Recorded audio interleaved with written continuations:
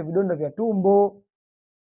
Sasa nikwambie tu ya kuwa sisi kwenye grupu letu wenye changamoto ya kisukari, wale wote ambao nawasaidia kuweza kutibu matatizo ya kisukari, wanakula, wanashiba, hawana vidonda vya tumbo, alafu wanatumia dawa ambazo ni sahihi.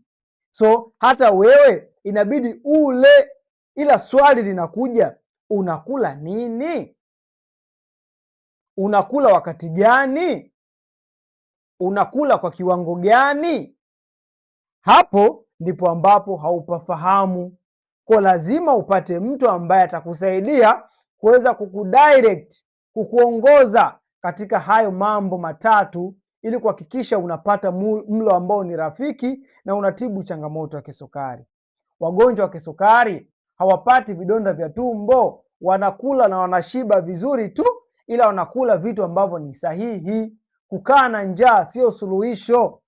Ukikaa na njaa hautibu tatizo. Otherwise, kwa maelekezo sahihi uliopewa daktari wako, lakini hakikisha unakula, usikae na vidonda vya tumbo. Hiyo ni changamoto mpya.